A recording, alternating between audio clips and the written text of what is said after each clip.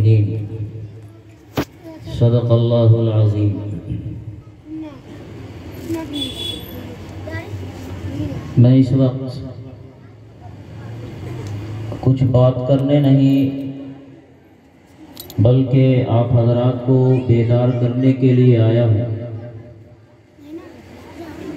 اس مجلس کی اہمیت اور جو علماء آپ کے سامنے تشریف فرما ہیں ان کا مقام اور مرتبہ، یہ سب آپ کے ذہن و دماغ میں ہونا چاہیے۔ سب سے پہلے تو ان چھوٹے چھوٹے بچوں کو مبارکباد دیں گے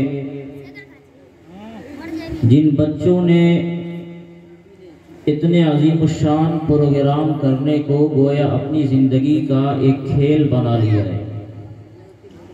ان کا کھیل بھی ایسا ہوتا ہے کہ اتنا شاندار پروگرام ہوتا ہے جس پروگرام کو کرنے کے لیے علاقوں میں مہینوں صرف کرنے پڑتے ہیں، تب جا کر اس طرح کا کوئی پروگرام منعقد ہوتا ہے۔ ہم سب کی یہ خوش نصیبی ہے کہ ہمارے چھوٹے چھوٹے بچے کھیل کے انداز میں اتنا شاندار ماشاءاللہ پروگرام منعقد کر لیں کہ ایک سے بڑھ کر ایک نعت پڑھنے والے، اشعار پڑھنے والے اور ایک سے بڑھ کر ایک آپ کے درمیان خطاب کرنے والے بہت آسانی کے ساتھ دستیاب ہو جاتے ہیں۔ اس پر اللہ رب العزت کا ہمیں اور آپ کو انتہائی شکر گزار ہونا چاہیے، اور ان بچوں کی حوصلہ افزائی کرتے ہوئے اگرچہ آواز ہمارے گھروں تک بھی جا رہی ہے، ہمارے کانوں تک بھی جا رہی ہے، لیکن اس کے باوجود مردوں کو اس مجلس میں آنا چاہیے تاکہ براہ راست وہ علماء کے خطاب کو سنیں اور اس سے فائدہ حاصل کریں۔ یہ موقع اللہ رب العزت نے عطا فرمایا ہے، تو اللہ رب العزت کی اس عطا کیے ہوئے موقع کا ہمیں فائدہ یقینی طور پر اٹھانا چاہیے۔ جتنے بڑے بڑے علماء آپ کے بیچ موجود ہیں، آپ ان کی قدر و قیمت کا صحیح معنی میں اندازہ اس لیے نہیں لگا سکتے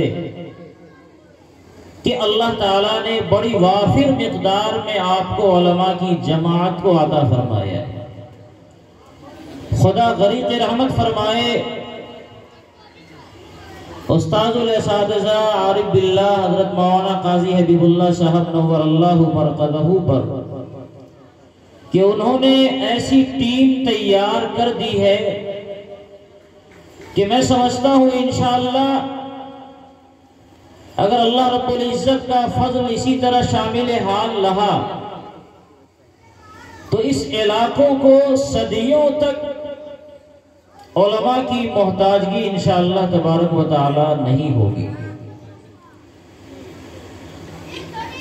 اور اس لیے ہم لوگ اس طرح کے پروگراموں میں اپنے اکابرین کو بھی زحمت دینے کی ضرورت نہیں سمجھتے ہیں کہ ہم چھوٹے لوگ ہی اس طرح کے پروگرام کو کر لیں اور اللہ رسول کی بات عوام تک پہنچا دیں، اس کے لیے کافی سمجھتے ہیں۔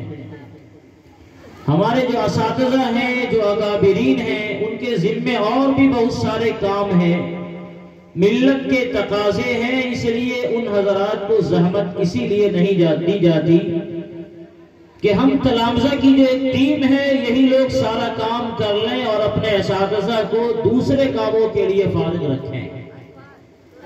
یہ موقع اللہ رب العزت نے اگر آپ کو ہم کو عطا کیا ہے تو اس موقع کا فائدہ ہمیں بھی اٹھانا یہ ہماری ذمہ داری بنتی ہے۔ یہ نہیں کہ ہم روزانہ تو بیانات سنتے ہی ہیں، ہر جمعہ میں خطاب ہوتا ہے، موقع بموقع کوئی اور مجلس لگتی ہے اس میں خطاب ہوتا ہے، تو ہمیشہ تو ہمیں سننے کہنے کا موقع ملتا ہی ہے، تو یہاں بھی کیا بات ہوگی؟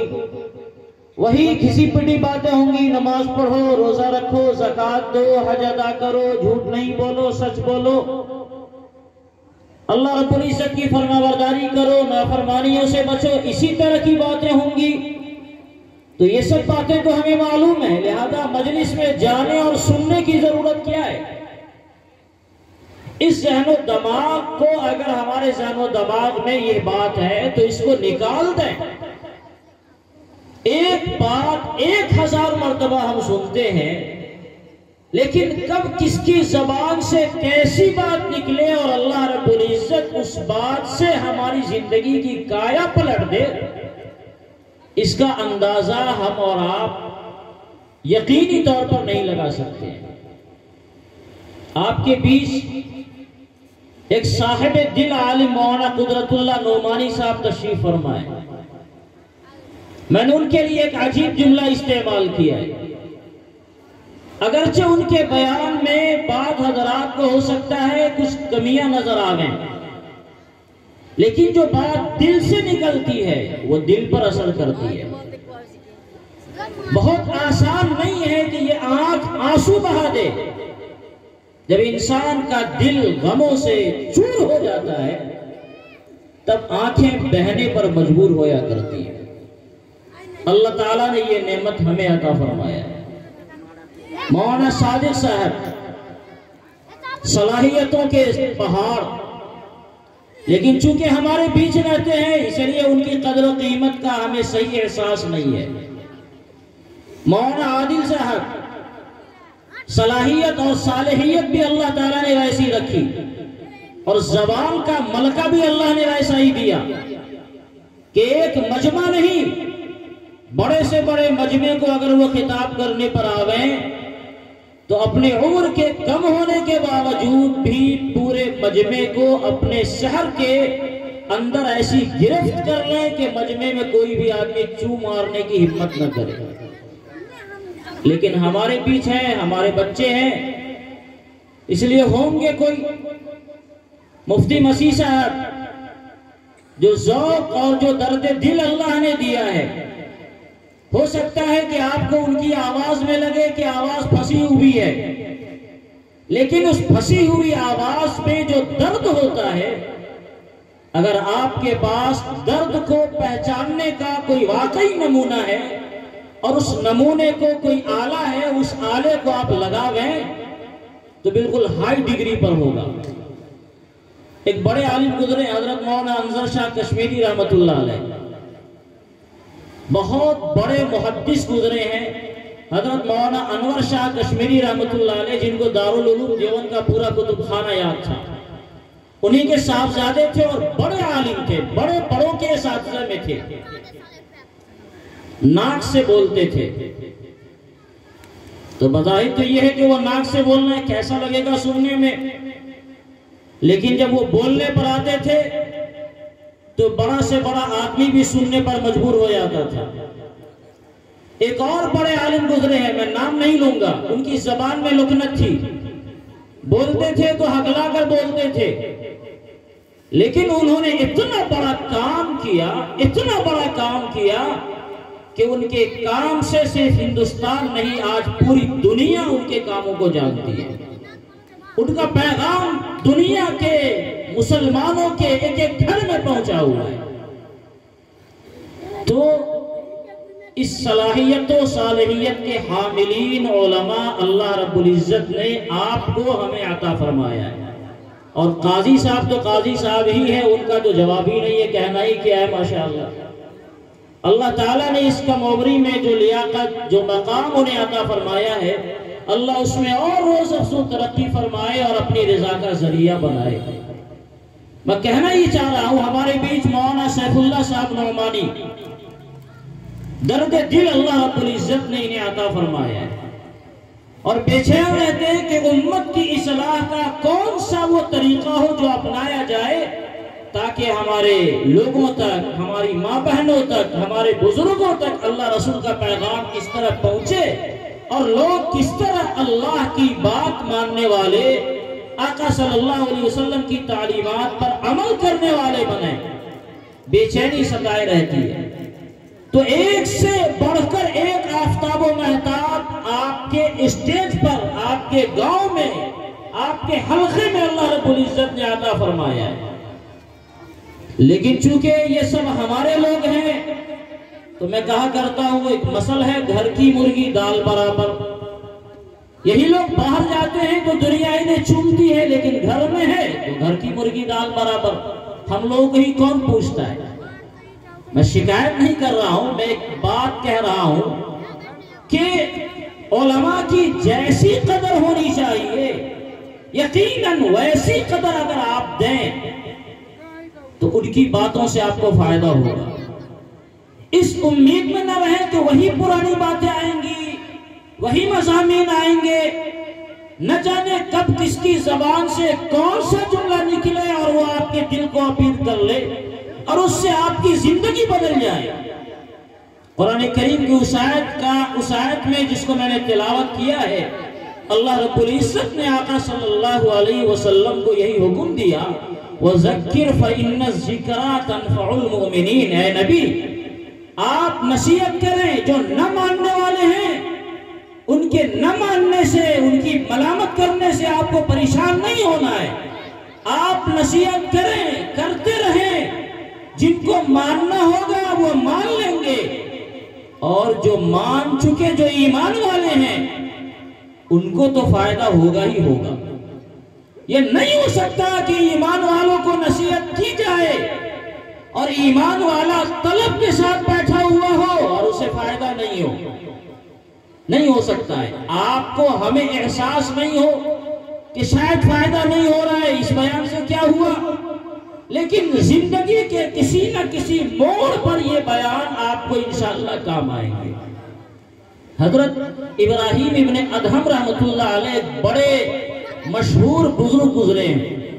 پہلے وہ بادشاہ تھے، ان کے نانا جان بادشاہ تھے اور نانا کو نرینہ اولاد نہیں تھی، تو اپنے نواسے کو ہی انہوں نے پال رکھا تھا اور اپنے بعد اپنا نائب انہی کو بنا دیا، یہ بھی بادشاہ بن گئے۔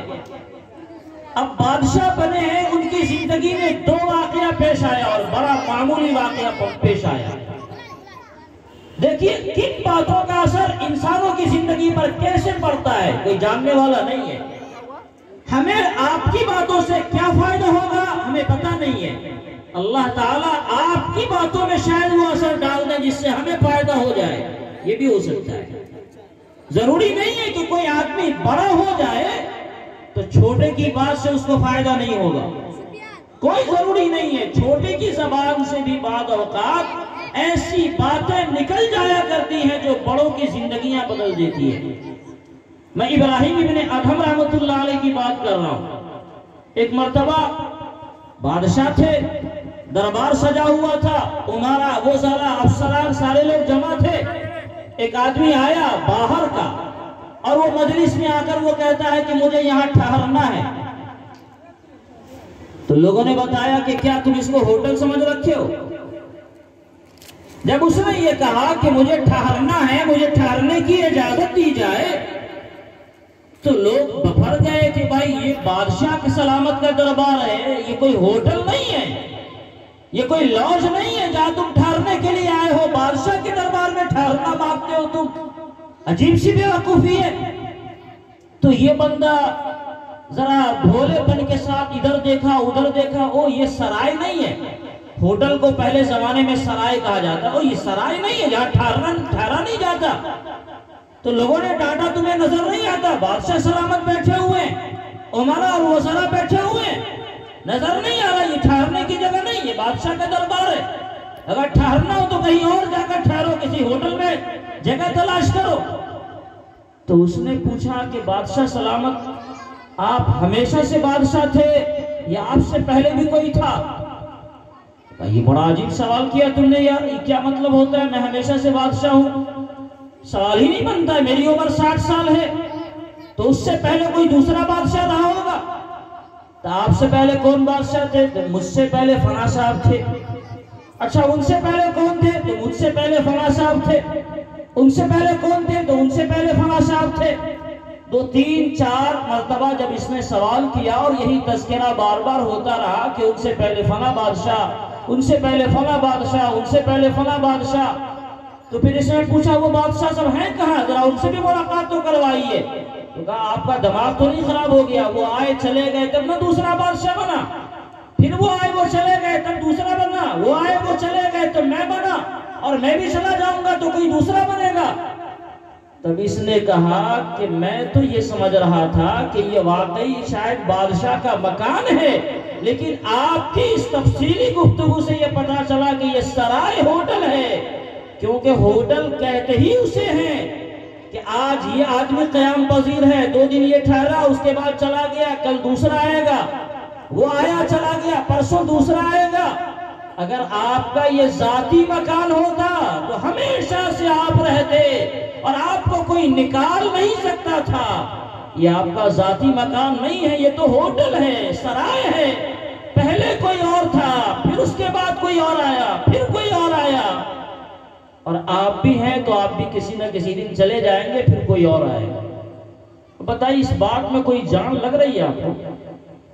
لیکن اسی بات نے بادشاہ کے دل و دماغ پر اتنا زبردست اثر کیا کہ اس کی چولی سمجھیے ہل گئی۔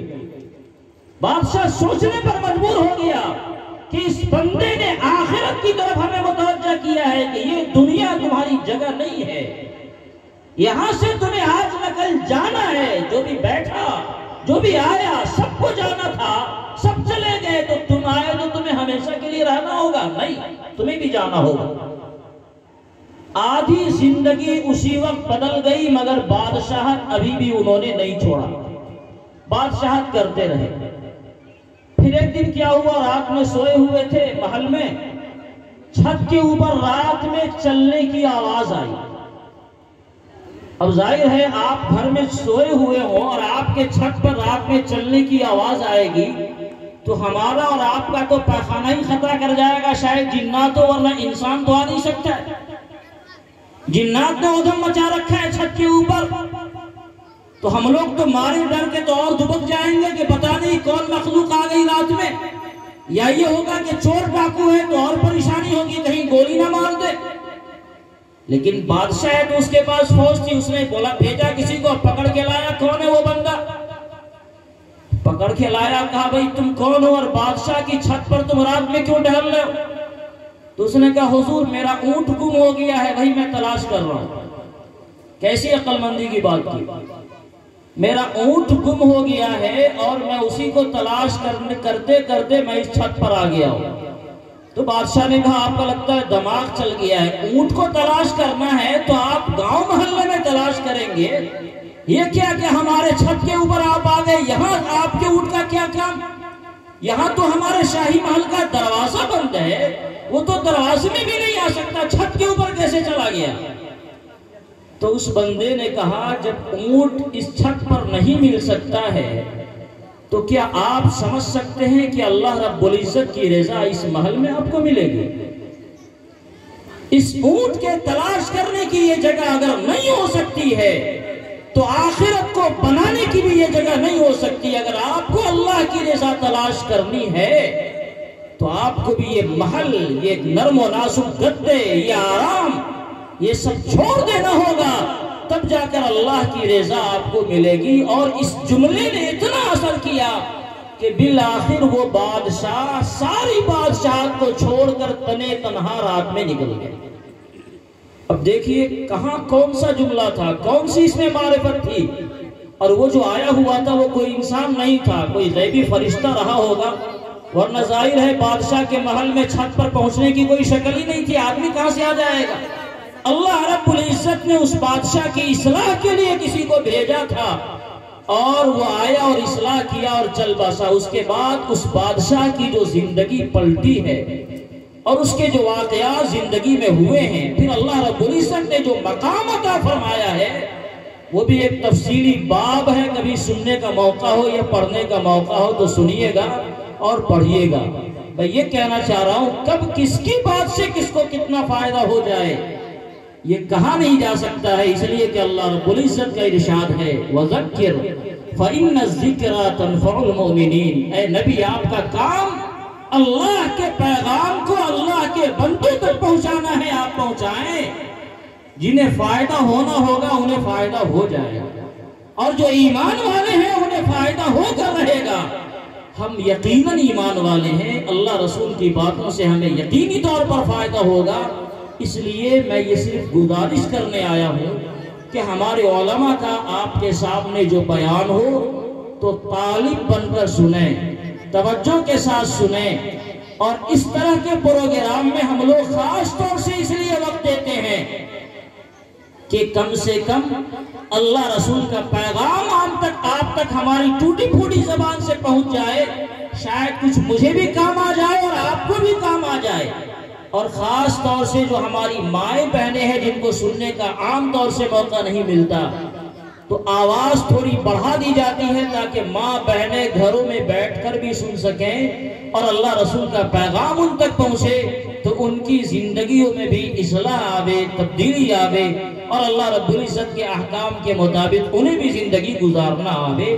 یہ بس مختصر سی آپ سے گزارش تھی کہ انتہائی توجہ اور انہماک کے ساتھ ہم اپنے علماء کے خطاب کو سنیں گے، اور اس نیت سے سنیں گے انشاءاللہ کہ ہمیں اس پر عمل کرنا ہے۔ 100 باتیں سنیں گے اور ہماری نیت صحیح ہوگی تو اللہ رب العزت ہمیں توفیق دے گا، اور کم سے کم 100 باتوں پر کم سے کم عمل کر سکیں گے۔ اور اگر ایسا ہم نے کر لیا تو ہماری محنت کامیاب ہو جائے گی، ہماری محنت وصول ہو جائے گی۔ اللہ رب العزت ہمیں کہنے سننے سے زیادہ عمل کی توفیق عطا فرمائے۔ آمین وآخر دعوانا ان الحمدللہ رب العالمین۔